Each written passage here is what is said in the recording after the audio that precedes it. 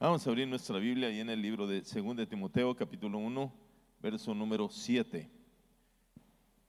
Dicen las Escrituras: por lo cual te aconsejo que avives el fuego del don de Dios que está en ti por la imposición de mis manos. Porque no nos ha dado Dios espíritu de cobardía, sino de poder, de amor y de dominio propio. Padre, gracias por tu palabra, lo que tú has preparado en esta mañana para cada uno de nosotros. Guíanos en todo lo que podamos hablar, Señor, y prepara el corazón de cada uno para poder recibir tu palabra y poder producir vida y cambios en nuestro ser. En el nombre de Jesús te lo pedimos. Amén, amén. Quiero hacerles una pregunta: ¿podrá algún cristiano de alguna manera apartarse de los caminos de Dios en su proceso de caminar con Cristo? Yo creo que hay muchas personas que se han apartado de los caminos de Dios. Yo creo que mucha gente empezó bien y terminó mal. Algunos empezaron bien en la mitad de su vida mal y luego ya recapacitaron y corrigieron. Pero todos estamos expuestos a situaciones que sucedan en nuestra vida para apartarnos de los caminos de Dios. Es realmente una tristeza para Dios ver gente que de alguna manera sirvió en el Evangelio, hicieron cosas en el nombre del Señor poderosas y luego se apartaron de los caminos de Dios. Todos nosotros necesitamos corregir nuestra vida.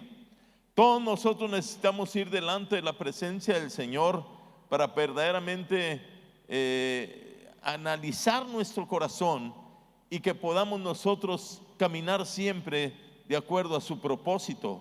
No importa qué nivel espiritual pueda tener una persona, si no cuida lo que Dios le ha entregado, lo puede perder. Así que he visto gente de Dios que ya no quieren estar con su esposo, que ya no quieren estar con su esposa. Otros amaron más el mundo, con la frase clásica de ¿qué tiene de malo? Sé de otros que se pervirtieron y se hicieron o se proclamaron gays. Otros que siguieron doctrinas falsas, se hicieron judaizantes. Estaba viendo el testimonio de un pastor muy famoso ahí en los Estados Unidos, Carlton Pearson, y él estuvo en Oral Roberts estudiando para pastor y luego se hizo un doctorado en teología, y su pastor era Oral Roberts. Y resulta que en el proceso fue al África, se encontró con la gente, se estaba muriendo y estaba muriendo sin Cristo, y dijo: es imposible que Dios vaya a condenar a todas estas personas. Así que creo que no importa qué sucede en la vida de las personas, la gente está incluida en la salvación de Cristo sin conocer a Jesucristo. Y siguen sus rumbos y siguen sus propósitos y terminan diciendo: no hay infierno y todos son salvos y todos alcanzan salvación. Ahí él estaba tomando este verso como suyo propio y diciendo: esto es lo que yo creo. Y ahí en primera de Juan capítulo 2 verso 2, cuando dijo el apóstol Juan: él es la propiciación por nuestros pecados, y no solamente por los nuestros, sino también por los de todo el mundo. Ya Jesús murió por todos nuestros pecados, y toman un verso y reciben una revelación y se apartan de los caminos de Dios. En Romanos 10:8 nos muestra claramente cómo alcanzamos nosotros salvación. Mas ¿qué dice? Cerca de ti está la palabra, en tu boca y en tu corazón, y esta es la palabra de fe que predicamos: que si confesares con tu boca que Jesús es el Señor y creyeres en tu corazón que Dios lo levantó de los muertos, serás salvo. Porque con el corazón se cree para justicia, pero con la boca se confiesa para salvación.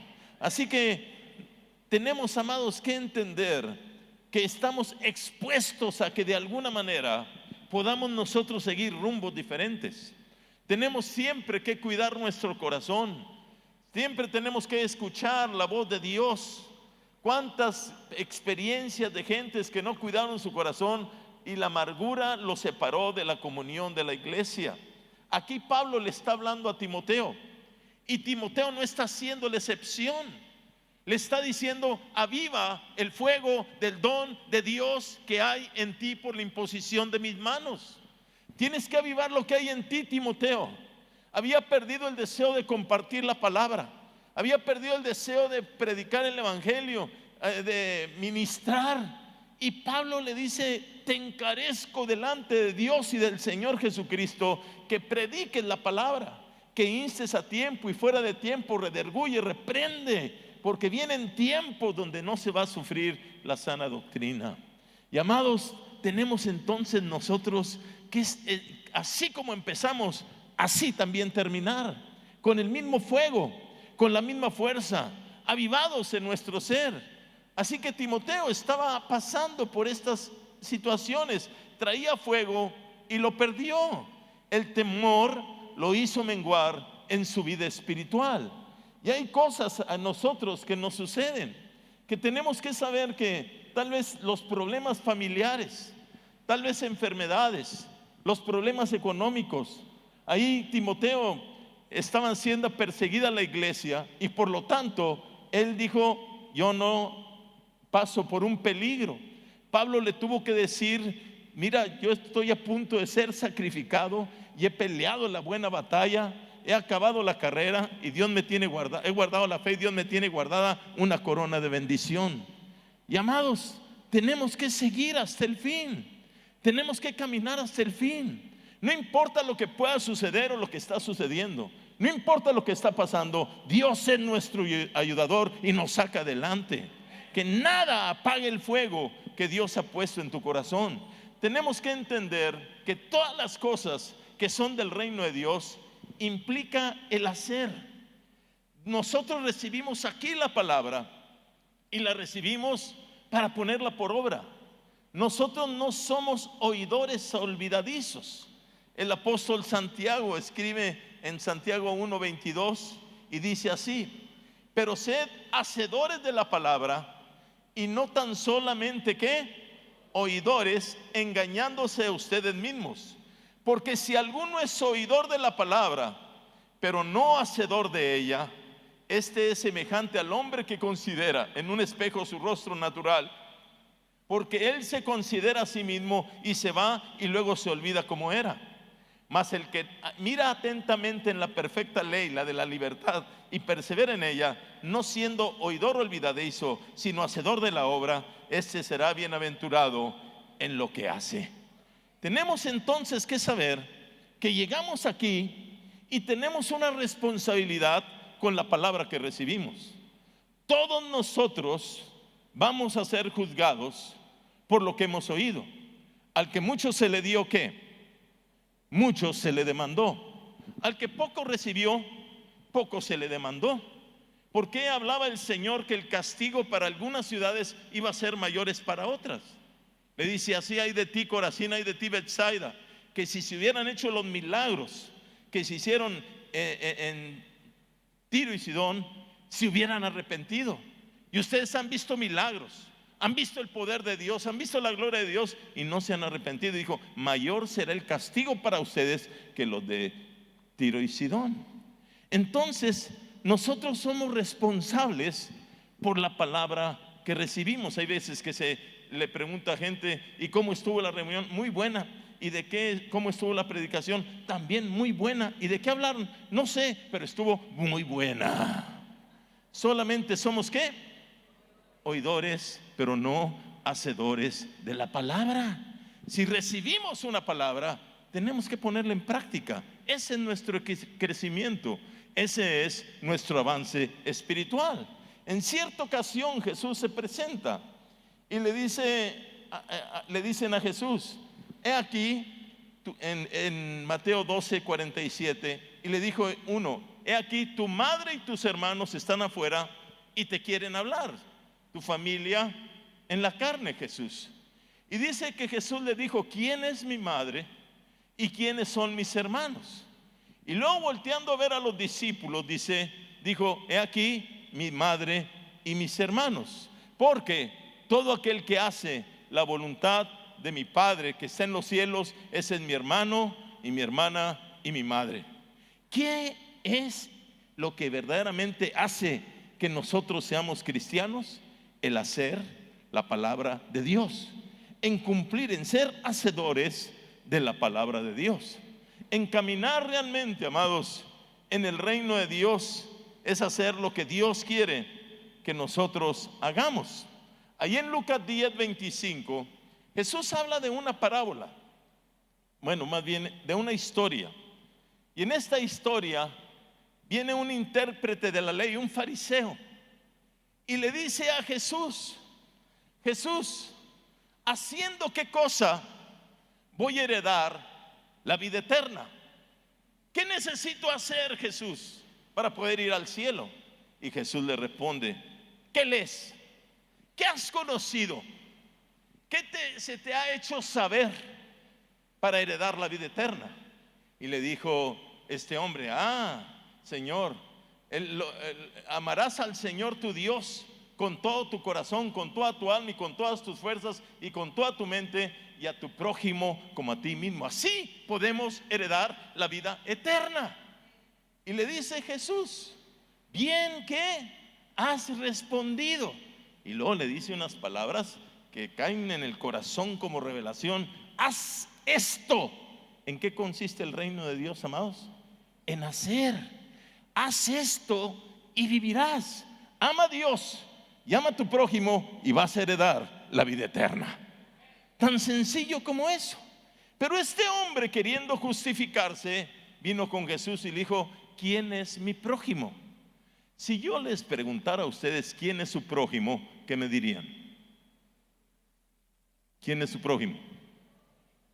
Todos pensamos que tenemos prójimos, pero déjenme decirles algo: no todos somos prójimos, como lo está relatando Jesús. Y dice Jesús: ¿quién es tu prójimo? Un hombre descendía de Jerusalén a Jericó y cayó en manos de ladrones, los cuales le despojaron e hiriéndole se fueron, dejándolo medio muerto. Y aconteció que descendió un sacerdote por el camino. Vino un pastor y lo vio a ese hombre tirado. ¿Y qué? Pasó de largo. Y luego venía un levita, uno que se dirigía a la alabanza, no el de aquí sí es sensible. Uno que dirigía a la alabanza, dice, y viéndole, ¿qué? Pasó de largo. Pero luego vino un musulmán, un samaritano, alguien que ni era de Israel, y dice que iba de camino y vino cerca de él, y viéndole fue movido ¿a qué? A misericordia. Y acercándose le vendó sus heridas, le echó aceite y vino, poniéndole en su cabalgadura, lo llevó al mesón y cuidó de él. Y luego le dijo al mesonero: cuídamele y todo lo que gastes de más yo te lo voy a pagar cuando regrese. Y luego Jesús le hace una pregunta al fariseo: ¿quién pues de estos tres te parece que fue el prójimo del que cayó en manos de los ladrones? ¿Era el prójimo el sacerdote? ¿Era el prójimo el levita? ¿Quién era el prójimo?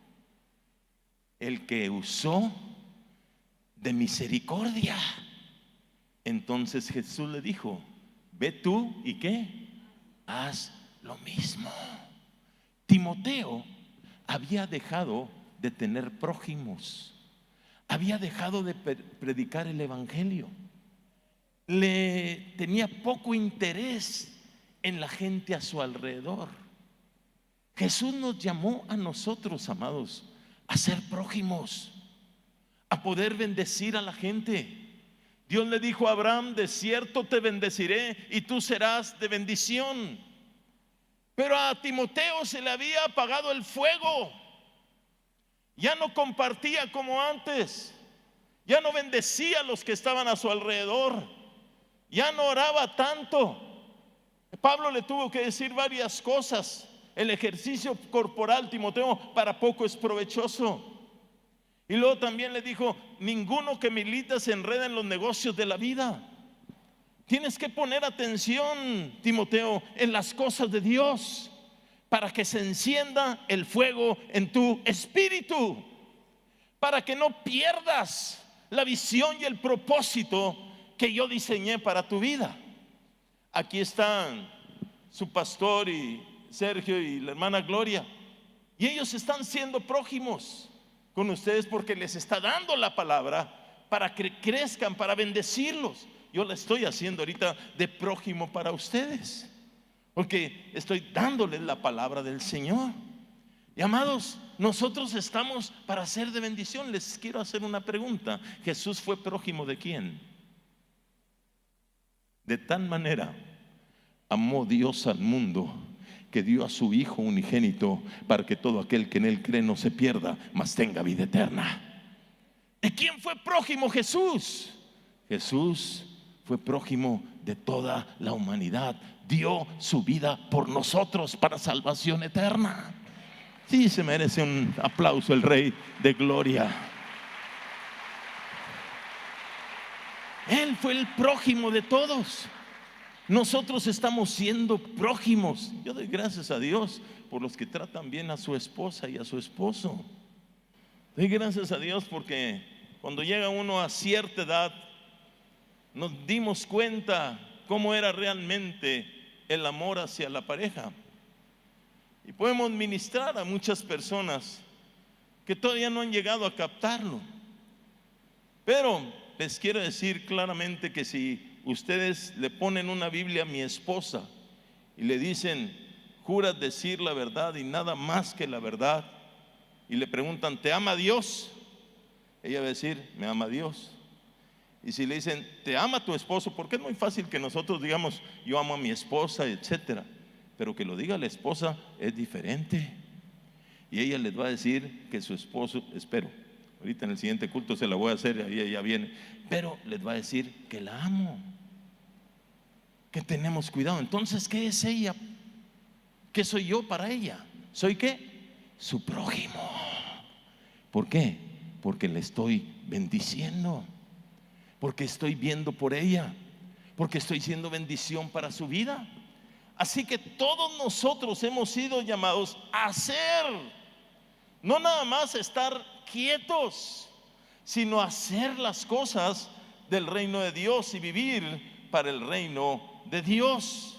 Las circunstancias de la vida muchas veces nos hacen menguar en nuestra fluir con las cosas de la pasión para Dios.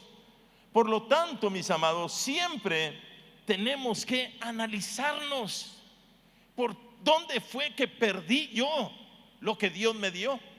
Porque si queremos un avivamiento, primero tenemos que corregir lo interior para poder verdaderamente ver la gloria de Dios en nuestra vida, para que se vea el poder de Dios en nuestra vida.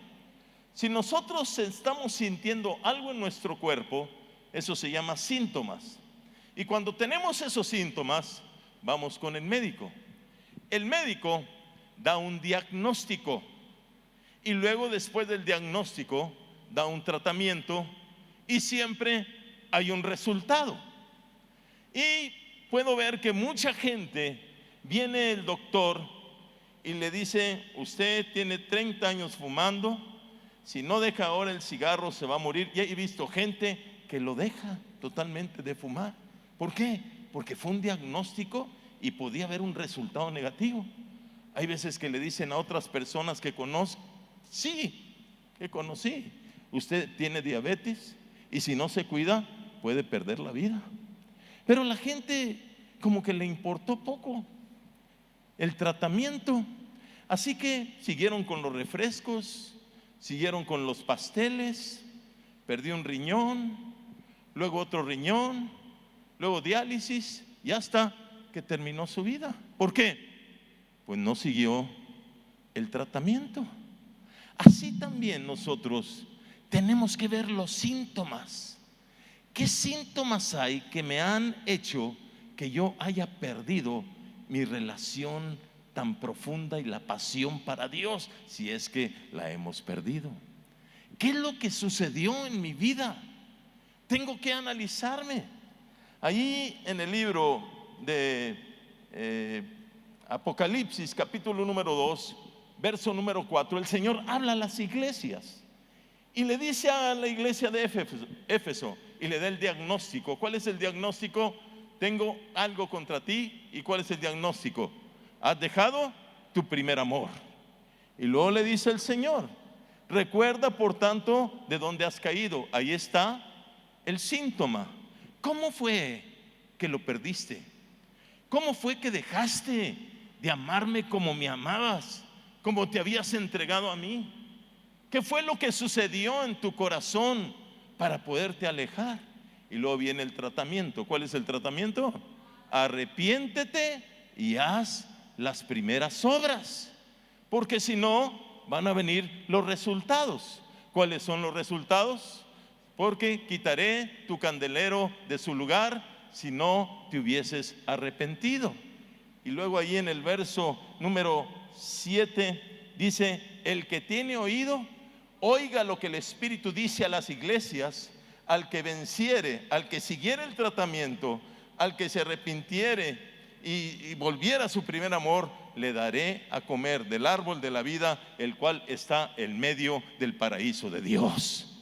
Un resultado positivo para aquellos que siguieron la palabra de Dios.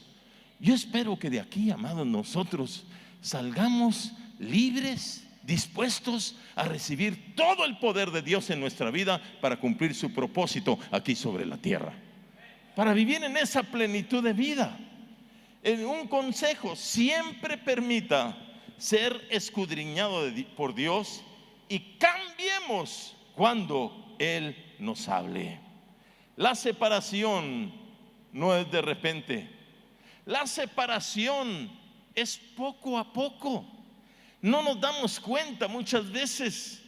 Por eso dice el Señor: checa bien a ver de dónde fue, cómo fue, analiza cómo fue la situación. Dice en Efesios 4, fíjate bien lo que hace algunas cosas: contristar el espíritu. Ninguna palabra corrompida salga de vuestra boca, sino la que sea buena para la necesaria edificación, a fin de dar gracia a los oyentes. Y dice: y no contristéis al Espíritu Santo de Dios, con el cual fuiste sellado para el día de la redención. ¿Qué es lo primero que sucede, amados, cuando nosotros hacemos cosas indebidas? Contristamos, ¿qué? El Espíritu Santo. Dice el siguiente verso, el 31: quítese de ustedes toda amargura, enojo, ira, gritería y maledicencia y toda malicia, porque esas cosas contristan al Espíritu Santo. Y si no las corregimos, ¿qué sucede? Seguimos avanzando en nuestra situación.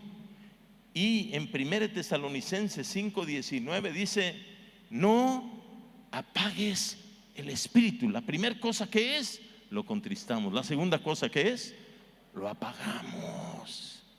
Las tinieblas cobran autoridad sobre donde no está la luz. Tenemos entonces que tener la vida de Dios en nosotros para vivir vidas de plenitud. En Hechos 7, Esteban está predicándole a los judíos y les dice: duros de cerviz e incircuncisos de corazón, de oídos y de oídos, ustedes resisten siempre al Espíritu Santo como vuestros padres, así también ustedes. La tercera cosa: primero, contristar; segundo, apagar; tercero, resistir al Espíritu Santo. Yo estoy bien, no hay convicción en mi vida, permanezco en lo que yo pienso, en mi actitud, en lo que yo soy, no logro cambios y estoy expuesto a lo siguiente. Se va avanzando en el problema si no se detiene. Y dice en Mateo 12:31: por tanto digo, todo pecado y blasfemia será perdonado a los hombres, mas la blasfemia contra el Espíritu Santo no será perdonada. Contristamos, apagamos, resistimos y luego blasfemamos. Y la gente se aparta de los caminos de Dios si no corrige. Tenemos entonces que exponernos, porque la apostasía no se detiene. Y la primera cosa para lograr cambios en nuestra vida es humillarnos ante la presencia de Dios. Tenemos que poner nuestro corazón, quitar todo orgullo en nuestra vida para que Dios trabaje en nuestro ser. Es muy sencillo, mis amados, no reconocer nuestra condición y tener orgullo. Yo estoy bien y todos están mal. Inmediatamente nos eliminamos como personas. tenemos que reconocer nuestra responsabilidad. He visto gente que ora por 7 horas diarias o 10 horas diarias y nunca cambian. ¿Por qué? Porque tienen un orgullo tan fuerte espiritual que ellos piensan que son los teólogos del mundo y que todos tienen que aprender de ellos, y tienen ese orgullo que los elimina. Pero cuando nos humillamos y le decimos a Dios: Señor, ¿por qué actúo así? ¿Por qué actúo así con mi esposa, con mi esposo? ¿Por qué actúo así con mis hijos? Analízame, examíname, oh Dios, conoce mi corazón y ve si hay camino de perversidad dentro de mí, Señor, y guíame por el camino eterno. Cuando nos humillamos, amados, dice la Biblia que al corazón contrito y humillado nunca despreciará Dios. Entonces tenemos que tomar la actitud. ¿Por qué tanto odio, Señor? ¿Cómo entró esto en mi corazón? Revélame. No lo quiero tener, lo aborrezco. Si hay alguna amargura, la gente expuesta tiene síntomas, y los síntomas siempre son juicio y crítica. ¿Por qué tanta crítica, Señor? ¿Qué es lo que me está pasando? ¿Por qué tanto juicio sobre las situaciones? Satanizo todo y cualquier detalle que veo hablo mal. ¿Y qué es lo que me pasa, Jesús? Y viene Dios y nos revela que necesitamos sanidad en nuestra vida, y Dios viene a hacer su obra, amados. Las escrituras, la santidad y el carácter de Dios son malinterpretados, y entonces empezamos a tener las confusiones. Tengo 36 años de pastor y he visto tantas experiencias. Estaba comentando un pastor de México. Hace 30 años estaba un muchacho allí en su congregación, y dice, entraba a la casa y ahí abría el refrigerador y ahí comía y teníamos muy buena relación, hasta que hubo un problemita. En ese momento entró la confusión en su vida y tomó doctrinas raras, como esa de la perfecta santidad. Cuando usted recibe a Cristo, es santo perfecto. Así que ellos se paraban en el púlpito y decían: tengo 5 años de no pecar, tengo 10 años de no pecar. Y dice la Biblia: si alguno dice que no ha cometido pecado, lo hace a él mentiroso. Pero ellos 10 años sin pecar. Amados, el orgullo viene al corazón del hombre y no lo hace reconocer su condición. Vinieron aquí a la congregación, estoy hablando hace 20 años, y entraron y empezaron a entregar volantes a la gente, diciendo ellos que los pecadores se encontraban dentro de la iglesia y a ellos tenían que predicarles. Así que le pregunta el ujier: oye, ¿y estos volantes que estás entregando, te dieron permiso? Sí, el pastor me dio permiso. Pero ellos tienen, diciendo mentiras, 10 años sin pecar. Entra la confusión y destruye la vida de la gente. ¿Por qué? Porque no se humillaron, no reconocieron en su interior, no vinieron delante de Dios y dijeron: Señor, ayúdame. No les parece nada de lo que se hace en la iglesia cuando hay amargura. En Mateo 11:16, el Señor Jesucristo le dice a la gente: ¿mas a qué los voy a comparar a esta generación? Es semejante a los muchachos que se sientan en las plazas y dan voces a sus compañeros diciendo: pues vamos a cantarte quién como el Señor. ¿Y qué dice? Os tocamos flauta, ¿y qué? No bailas, estás ahí quieto. ¿Por qué? Porque le parece mal. Y luego cantamos cánticos tristes, te endechamos y pues no lamentas, también te criticas. Y luego dice Jesús: porque vino Juan, que ni comía ni bebía, y dicen que demonio tiene. Y viene el Hijo del Hombre, que come y bebe, y dicen: aquí un hombre comilón y bebedor de vino, amigo de publicanos y de pecadores. Oye, pues, ¿qué es lo que estás de acuerdo? Tenía problemas Jesús con todas esas cosas. ¿Por qué? Porque la gente no se humillaba ante la presencia de Dios para conocer su condición. La primera cosa, amados, es humillarnos. La segunda cosa es que nosotros realmente podamos reconocer nuestra condición. Ahí en el libro de Mateo capítulo 5, verso número 7, hablan las escrituras de cosas sencillas de la palabra. Bienaventurados los misericordiosos. ¿Por qué? Porque ellos alcanzarán misericordia. ¿Será esto parte de la palabra de Dios? Y luego ahí en Miqueas capítulo número 6 dice: hombre, Él te ha declarado lo que es bueno. ¿Y qué pide el Señor de ti? Solamente hacer justicia, amar misericordia. ¿Y qué? Humillarte ante Él. Tenemos entonces que humillarnos. Recibí de un pastor nuestro un escrito de un pastor que se apellida MacArthur, y dice así el escrito acerca de que él dice que no importa, bueno, les lo voy a leer tantito, nos sometemos al hecho de que Dios utiliza su palabra como la referencia por la que Él elogia o condena nuestra labor en su iglesia. Él no preguntará si un ministerio era tradicional o contemporáneo, pero sí preguntará, ¿era bíblico? Y con eso Dios justifica todo. Pero me pregunto, ¿cuánta gente tiene la Biblia, pero no tiene el corazón de Dios? ¿Creen ustedes que los fariseos tenían la Biblia?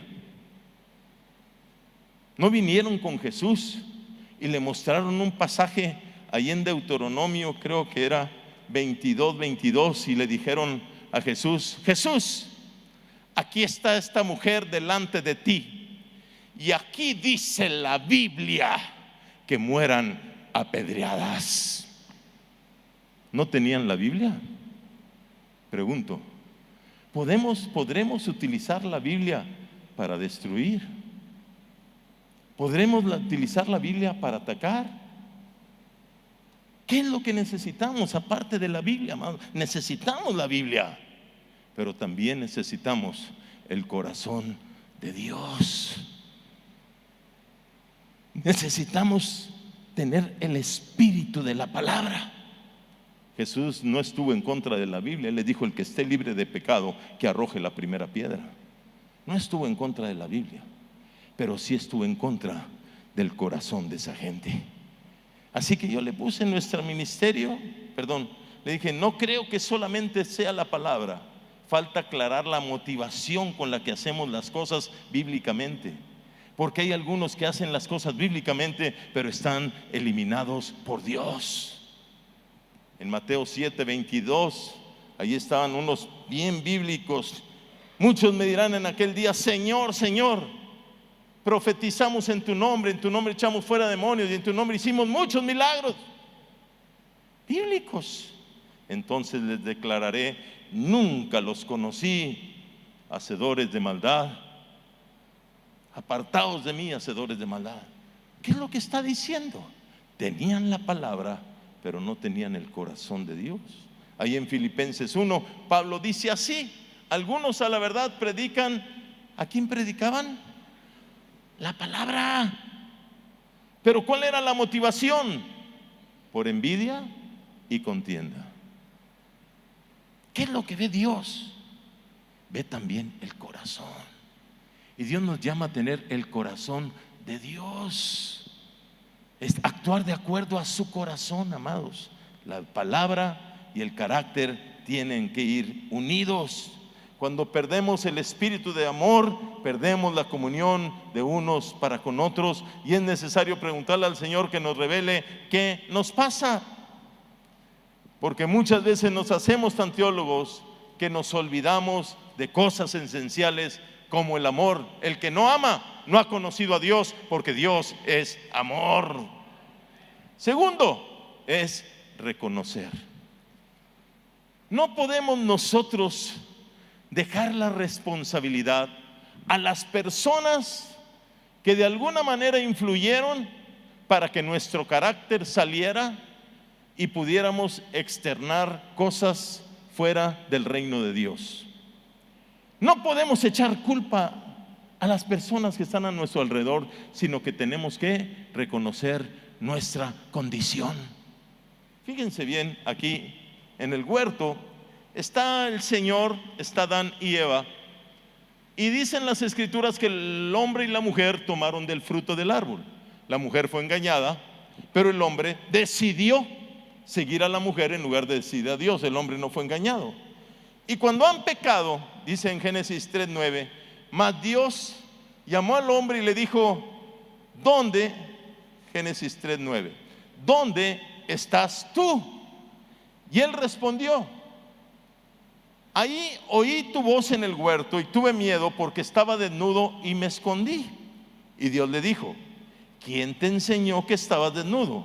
¿Has comido del árbol que yo te mandé que no comieses? Y el hombre respondió, amén, Señor, comí del árbol, perdóname, reconozco mi responsabilidad. ¿Dijo eso? Parecía de algunas iglesias que conozco. No, es que tú tuviste la culpa. Dios le está echando la culpa a Dios porque le dijo, yo no te dije que me dieras una mujer, la mujer que tú me diste. Así que el culpable eres tú y esta también es la culpable, yo no. ¿Tendría Adán alguna responsabilidad? Pero muchas veces, amados, no tomamos nuestra responsabilidad y no reconocemos, y por lo tanto no somos sanados ni restaurados. Y no podemos tener la unción y el poder de Dios en nuestra vida porque no hay sanidad en nuestro corazón por no reconocer nuestra condición. Ahora eso fue el hombre, y no se crean que nada más el hombre. Dice el siguiente verso, y la mujer, entonces el Señor dijo, Dios dijo a la mujer, ¿qué es lo que has hecho? Y dijo la mujer, el diablo. ¿Por qué no reconocen su condición? Dígale al que está a tu lado, no le diga nada. ¿Por qué no reconoce la gente lo que ellos hacen? Sus reacciones. ¿Por qué gritaste? ¿Por qué dijiste cosas indebidas? No, es que ella me incitó o él me incitó. Reconozcamos nuestra condición. Ahora sí, dígale al que está a su lado, ¿para qué lo invitaban? Tenemos que reconocer nuestra condición, amados. Si no reconocemos nuestra responsabilidad, no va a haber restauración y no va a haber fuego de Dios en nuestra vida. No echemos culpas por estar como estamos. Reconozcamos nuestra condición y nuestra responsabilidad. Es más, déjenme decirles algo. Cuando lleguemos al cielo, no va a valer ninguna excusa que podamos decir. Así que desde aquí, ahorita ensayemos ya a no tener ninguna excusa. Tenemos que reconocer nuestra condición. Fíjense bien de esta sierva de Dios en Génesis capítulo número 18. Y Abraham y Sara, 18:11. Y Abraham y Sara eran viejos de edad avanzada, y a Sara le habían cesado ya la costumbre de las mujeres. Y está oyendo Sara una conversación de Dios con Abraham, que iba a darle un hijo. ¿Y qué hizo Sara? Se rió pues Sara entre sí diciendo, después que he envejecido tendré deleite, siendo también mi señor ya viejo. ¿Qué decía Sara? Voy a tener yo otra vez deleite y voy a tener un hijo otra vez. No está creyendo al mensaje de Dios. Y dicen las escrituras, entonces el Señor dijo a Abraham, ¿por qué se rió Sara? Diciendo, ¿será cierto que he de dar a luz siendo ya vieja? Y dice Dios, ¿hay para Dios alguna cosa difícil? Al tiempo señalado volveré a ti, según el tiempo de la vida Sara tendrá un hijo. Entonces Sara, ¿qué? Negó, diciendo, tu perspectiva, Dios, está equivocada. No me reí. ¿A quién le está diciendo que está equivocado? A Dios. Si le dicen a Dios, que no le digan a su pareja, que no le digan al pastor, está equivocada su posición, pastor, su perspectiva, cómo ve las cosas. Estaba platicando una pareja conmigo, me estaba diciendo, mi esposo se le queda viendo a una mujer que trabaja en una farmacia y dice él: no, yo estoy viendo la estructura de la farmacia. Dice aquí que porque Sara tuvo miedo, por eso dijo eso. Pues ahí también tuvo miedo y mejor dicen otra cosa. Pero la gente no reconoce.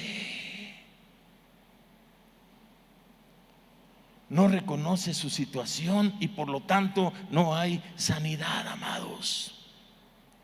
Así que, ¿a cuántos nos dirá el Señor? No, no es así como piensas, no es así como dices. Necesitas reconocer. Y la tercera cosa es: arrepiéntete. Arrepentirnos es dar un giro total a tu manera de ser o hacer las cosas. Deja ya las cosas que estás haciendo. Déjenme decirles algo. Hay gente que está obstinada y no se arrepiente, porque una cosa es humillarnos y otra cosa es reconocer: sí, estoy mal, y otra cosa es arrepentirnos. Puedo reconocer que estoy mal y no arrepentirme y seguir haciendo las mismas cosas. Lo que tenemos que hacer es arrepentirnos con todo nuestro corazón, quitar el orgullo, no defender más nuestra posición y poder realmente venir delante del Señor. ¿Saben una cosa? Muchas personas podemos nosotros entender que tuvieron y cometieron errores en su vida. Hay situaciones que no tienen mucha trascendencia. Cometiste errores, etcétera, y pediste perdón y saliste adelante. Pero hay otras que trascienden, que ya no hay solución. Por ejemplo, ¿cómo le sucedió a Adán y a Eva? Entró la muerte, entró el pecado, se contaminó la creación, lo sacaron del huerto. Ya no hay manera de que entres al huerto, Adán. Ya se acabó, porque no hubo un cuidar tu vida. Y hay veces que yo le digo a la gente: mira, ahorita tu esposa todavía puede recibirte. Arrepiéntete ahora, porque si no va a trascender y no va a haber más solución en el matrimonio. Y la gente muchas veces siguen obstinados en su manera de ser y en su manera de pensar. Vemos, por ejemplo, a un Esaú que vendió su primogenitura a su hermano Jacob por una sopa. Dijo: dame la sopa y yo te doy mi primogenitura. Y luego dice la Biblia: y Esaú la procuró con lágrimas, la primogenitura. ¿Te imaginas? Dios dijo: yo soy el Dios de Abraham, el Dios de Isaac y el Dios de Jacob. Hubiera dicho: yo soy el Dios de Abraham, el Dios de Isaac y el Dios de Esaú. Pero vendió la primogenitura.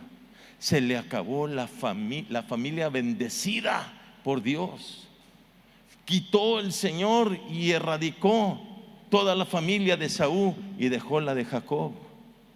Mis amados, tenemos que a tiempo corregir nuestra vida. Podemos ver a Sansón: le sacaron los ojos y perdió la vida. Lo pusieron a dar vueltas ahí alrededor de un molino y perdió su vida porque no corrigió a tiempo. Nosotros podemos perder la vida eterna, podemos perder todo lo que está a nuestro alrededor. El rey Saúl dijo: Dios, ya lo he desechado, ya no ores más por él. Mientras que hay oportunidad, arrepintámonos, amados, y podamos alcanzar la gracia de Dios. Dios quiere gente llena de su Espíritu Santo. Dios quiere que esté avivado el fuego del don de Dios dentro de su corazón. Dios quiere una vida completa en la vida de la iglesia, funcionando. Que todos los domingos usted traiga un invitado, que esté lleno del fuego, y que si está en el camión o si está en el trabajo, ahí está compartiendo el evangelio y invitando a la gente a venir a conocer a Dios. Digan un amén más fuerte porque no me convencen mucho. Tenemos, amados, que tener el fuego en nuestra vida. Y si hay cosas que han estorbado, que están ahí influyendo para que no se manifieste el fuego de Dios, hoy es día para entregarlo delante del Señor y decirle: Señor, perdóname, me arrepiento, voy a cambiar mi actitud, voy a cambiar mi forma de ser, Señor, y voy realmente a cumplir tu propósito aquí sobre la tierra. ¿Cuántos quieren tener el fuego de Dios en su vida? ¿Cuántos quieren realmente tener ese primer amor en su corazón? Es muy sencillo, amados. Si nos humillamos, el Dios de misericordia extenderá su diestra y nos levantará para su gloria y su alabanza.